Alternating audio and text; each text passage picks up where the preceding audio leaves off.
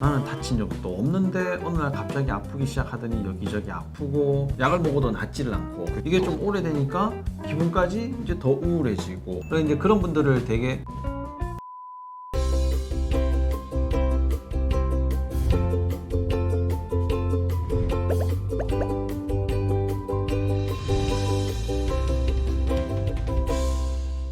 안녕하십니까. 아프지 마쇼의 닥터 존스 김준영입니다. 안녕하십니까. 아프지 마쇼의 닥터 존스 조준호입니다. 네, 저희들이 뭐 자율신경 치료를 지금 하고 네. 있는데 뭐 거기 이제 기능의학의 자율신경 파트를 조금 더 부각을 해서 치료를 하고 있는데 이런 대부분의 분들이 사실 통증과 많이 관련이 되어 있지 않습니까? 네. 근데 통증 중에서도 우리가 뭐 다쳐서 아픈 거야 뭐 그렇다 치는데 나는 다친 적도 없는데 어느 날 갑자기 아프기 시작하더니 여기저기 아프고 뭐 약을 먹어도 낫지를 않고 그렇죠. 네, 이게 좀 오래되니까 기분까지 이제 더 우울해지고 뭐 몸이 더 처지고 의욕이 없어지고 진통제를 먹어도 낫지 않고 급기야는 이 병원 저 병원을 막 떠돌게 되고 네네. 뭐 이런 상태에서 예를 들면 뭐 교통사고 났다. 근데 다 엑스레이 사진도 찍고 MRI까지 찍었는데 다 괜찮다라고 하는데 나는 아파 죽겠다. 이렇게 되시는 분들이 있는데 그리고 이제 그런 분들을 되게 뭐 근막 통증 증후군이다. 네네. 아니면 뭐 섬유근통이다. 네네. 뭐 이렇게 이제 얘기를 하죠.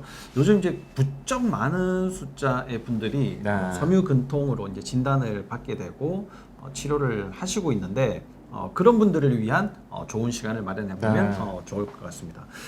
이제 섬유근통이라는 게 도대체 뭔가요? 일단은 뭐 저기 진단명 자체에서 힌트를 좀 얻어봐야죠. 네. 근막 통증 증후군, 음. 뭐 섬유 근육통. 음. 그 말은 일단 증후군이 붙었다는 말은 원인은 잘 모른다. 모른다. 근데 어디가 아픈 거냐? 근육막에 통증이 있다는 건데 그럼 근육막은 뭐냐? 음. 이렇게 생각하시면 돼요. 우리가 지금 옷을 입고 있잖아요. 네. 옷을 입고 있듯이 근육도 근육 옷을 입고 있습니다. 그래서 근육 옷이 근육을 자체를 조율을 하기도 하고 그 근육 자체가 또 근육막을 조율을 하기도 합니다. 그런데 그럼 근육막에 통증이 생기려면 근육막의 환경에 문제가 생기면서 통증이 생긴다는 거거든요. 그거는 두 가지로 생각할 수 있겠죠. 근육막 자체 환경에 문제가 되거나 근육막에 영향을 주는 근육에 문제가 있다거나. 근데 거기까지가 이제 현대의학적이나 기본적으로 생각하는 상식적인 이야기가 되겠고, 그러면 근육에 문제를 일으키는 그 더 저변에 있는 원인은 무엇일까를 고민을 해보면 이 문제가 쉽게 풀릴 것 같습니다. 그럼 그렇게 쉽게 풀어지는 문제가 왜 다른 곳에서는 해결이 잘 안 되는가? 네. 이런 거에 대해서 한번 얘기를 해보면 네. 좋을 것 같네요. 근육을 싸고 있는 막의 문제다 했는데 네. 이 근막의 가장 큰 특징이 네. 발가락부터 머리끝까지 연결돼 있다. 하나다. 이거잖아요. 그죠? 네네. 근데 우리가 몸을 계속 쓰게 되면 다 연결이 되어 있기 때문에 네네. 뭐 하나를 쓸 때 다른 곳이 또 아플 수 있고 다른 걸 쓰면 또 다른 곳이 아프고 그렇죠. 그게 막 합쳐지다 보니까 여러 군데가 아파지게 되고 그렇죠. 뭐 이게 이제 섬유근통이다 이렇게 생각을 하면 될 것 같은데 네네. 근육은 왜 아파지는 건가요? 근육이 아파지려면 일단은 근육 자체만 바라볼게요. 일단은 중요한 이야기 나중 이야기네.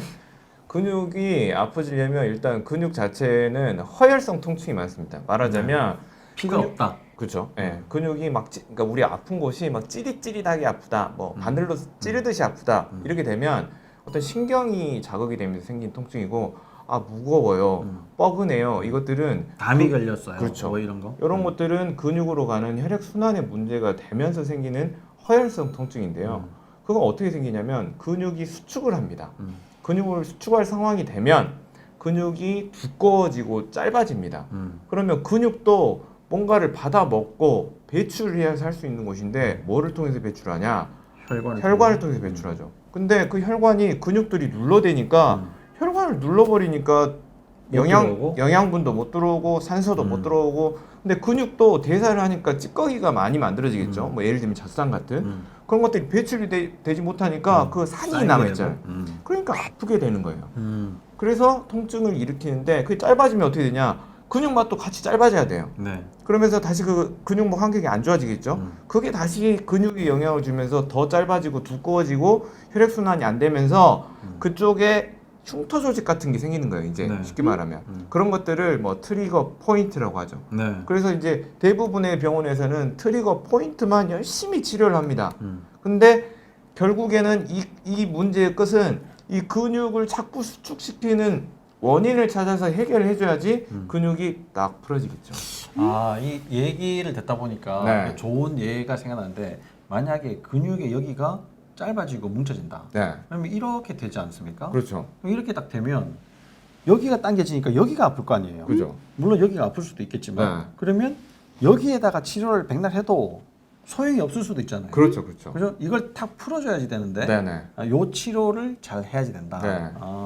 그러니까 우리가 뭐 약을 먹고 이런 거는 뭐 혈액 순환을 잘 시켜줘야지 이게 그런 개선도 시켜주겠지만 네네. 이미 세포 자체가 변성이 돼 버렸으면 그렇죠. 세포를 살려내야지 되는데 그렇죠. 그런 치료가 일단 잘 안 되니까 약을 먹어도 잘 안 낫게 되고 그렇습니다. 이게 당겨지니까 근막이 하나로 연결돼 있는데 네. 한쪽이 당겨지니까 이 당겨져 있는 이 부분에 통증이 생긴 게 그 원인은 여기에 있는데 그렇죠. 엉뚱한 데를 계속 치료를 하니까 그렇죠. 치료가 잘 안 된다. 네. 그런 종합적인 개념을 잘 알고 있으면 치료로 접근하는데 굉장히 좀 쉬울 것 같아요. 네네. 그렇죠? 혈액 순환이 일단 문제일 것 같은데 그렇죠. 이분들은 도대체 혈액 순환이 왜 안 되는 건가요? 혈액순환이 안 되는 이유는 일단 물리적인 요소가 있겠고요. 비물리적인 요소가 있을 겁니다. 물리적인 요소는 뭐냐? 근육 자체가 짧아지고 두꺼워질 수밖에 없는 몸이 돼버린 겁니다. 이게 무슨 말이냐? 근육이 하는 역할은 뭐냐면 어떤 운동을 하는 건데 특히 어떤 운동을 하냐? 우리가 이렇게 하는 이런 운동뿐만 아니라 우리 중력이 나를 잡아당길 때, 즉 지금도 저는 머리를 떨어뜨리지 않기 위해서 이렇게 세우고 있거든요. 그렇죠. 그걸 내가 의식적으로 세우는 게 아니라 근육들이 알아서 버텨내고 있는 겁니다. 근데 그 힘이 조금만 들어도 괜찮은 사람이 있는 반면에 밸런스가 좋지 않은 분들은 이거를 유지하기 위해서는 근육들의 무지하게 많은 힘이 합쳐져야 됩니다. 우리가 이렇게 딱 앉아 있지만 이렇게 앉아 있을 때도 움직이지 않아도 네. 근육은 계속 뭔가 일을 하고 있다. 그렇죠. 그런 근육이 있다. 네. 이런 거죠. 그러니까 말하자면 이게 보이지는 않겠지만 밸런스를 잡기 위해서 근육들은 계속 미세한 조정을 합니다. 즉 반사가 일어나는 거예요. 떨어질까봐 다시 잡아주고 떨어질까봐 다시 잡아내고. 근데 만약에 뭐 측만증이 있거나 뭐 일자목이 있거나 새우등이 있거나 골반이 틀어져 있으면 계속 쓰러질까봐 계속 잡아내야 됩니다. 그렇죠. 근데 그게 어느 정도 뭐 한두 번 정도의 상황이었으면 모르는데 체형이 완전히 변화가 돼버린 상황이면 그 대근육들은 계속적으로 수축을 해야 돼요. 수축을 해야 되니까 근육으로 가는 혈관 자체에 문제가 되고 그 혈관 자체로 문제에 의해서 혈액순환이 문제가 되고 그로 인해서 근육의 기능은 더 떨어지고 그거 자체 때문에 통증이 발생을 하면 그 통증은 다시 스트레스로 작용을 해서 다시 교감신경을 자극을 하고 교감신경이 자극이 되니까 혈관이 또 수축이 되고 수축이 되니까 또 혈액순환이 더 떨어지고 밤샐 것 같습니다. 네, 그렇게 되는 겁니다. 그러니까 제일 첫 번째는 어쨌든 몸의 밸런스가 깨져서 밸런스가 깨져서 그래도 좌우가 대칭이 돼야 되는데 네. 그게 안 되기 때문에 문제다. 근데 사실 우리가 이렇게 똑바로 있지 않습니까?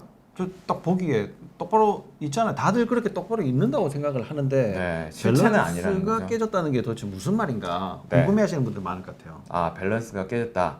밸런스는 정위라는 말을 많이 씁니다. 정위라는 말은 이 쥐구가 나를 잡아당기는 이 선에 특히 척추, 우리 몸의 대들보가 가까이 있을수록 우리 몸은 이 중력을 이겨내기 위한 가장 편한 환경이 되고요. 척추가 중력선에 맞아야 네. 된다. 네. 두 번째는 적절한 길이를 유지를 해야 되는데 무슨 말이냐? 옆에서 바라봤을 때 목은 앞으로, 등은 뒤로, 허리는 앞으로 해서 적절한 커브를 유지해서 신경의 긴장도가 너무 높지 않도록 유지를 해야 되는데 이 근막 통증 증후군이 있는 분들을 보면 목은 펼쳐져 있고 등은 또 펼쳐져 있고 허리는 펼쳐져 있고 이 더 진행을 하면 목은 뒤집어져 있고 등은 앞으로 꺼져 있고 이렇게 되거든요. 그렇게 되면 척추의 길이가 이렇게 돼야 되는데 늘어나 버립니다. 늘어나 버리니까 신경의 긴장도가 향상이 되고 그 신경의 긴장도의 향상은 결국 출력값은 근육으로 나타납니다. 그러니까 신경 기능에 이상을 유발시킬 수 있다. 이런 네. 얘기인 것 같아요. 그게 밸런스의 문제가 신경의 문제, 신경의 문제는 근육의 문제, 근육의 문제는 근막 통증 증후군을 유발시킬 수 있습니다. 그러면 근막 통증 증후군이 있는 사람은 자기의 밸런스를 보기 위해서 안을 들여다봐야 되는 거군요. 네네. 척추를 꼭 들여다봐야 된다. 네. 척추가 이상하면 근막 통증 증후군에서 벗어나기가 어렵다. 네. 뭐 혈액 순환이고 뭐고 뭐 약이고 뭐 이런 걸 떠나가지고 네. 밸런스가 매우 중요하게 느꼈네요. 네, 그래서 비싼 MRI가 아니더라도 음. 혹시 내가 이런 근막 통증 증후군, 섬유 근육통으로 고생하고 계신 분이면 전 척추 엑스레이를 꼭 서 있는 자세에서 한번 체크해 보시면 본인의 밸런스를 정확히 바라볼 수 있습니다. 아주 좋은 팁인 것 같아요. 그렇죠? 네. 뭐 병원에 오긴 오셔야지 되지만 네. 그렇게 비싸지 않은 가격의 검사를 통해서 내 밸런스가 맞나 맞지 않나를 확인해 볼 수 있다. 또 이런 것도 있겠네요. 집에서 누구 보고 사진을 뒤에서 가족 보고 사진을 좀 찍어보라고 했어요. 다 찍었을 때 골반의 높이 그리고 귀 높이가 달라져 있는지 어깨 높이가 달라져 있는지 그리고 뒤에서 봤을 때의 모습은 어떤지 그리고 예를 들면 이런 것도 있어요. 내가 걸어갈 때 평지인데도 발이 걸린다거나 여자분이면 치마를 입었는데도 자꾸 치마가 이렇게 돌아간다거나 그 다음에 신발만 봐도 알 수 있죠. 신발 한 축만 자꾸 다른다거나 한쪽만 이상하게 다른다거나 이런 분들이면 밸런스가 좋지 않을 가능성이 매우 높습니다. 우리가 간단하게 일상생활에서도 알아볼 수 있고 네. 조금 더 심도 있게 보려면 전 척추 엑스레이 사진을 찍어보면 네. 섬유 근통을 해결할 수 있는 실마리를 찾을 수 있다. 예. 오늘 굉장히 좋은 얘기였던 것 같습니다. 우리가 이제 조금 더 깊이 나중에 얘기를 할 수 있으면 더 좋을 것 같네요. 오늘 이 영상이 많은 섬유 근통 환자분들에게 꼭 좀 도움이 되었으면 좋겠습니다. 여러분들이 여러 곳으로 그런 분들 비슷한 분들이 있으면 꼭 알려주시고 여러분들은 이 영상을 끝까지 보셨으면 좋아요, 구독 꾹 눌러주세요.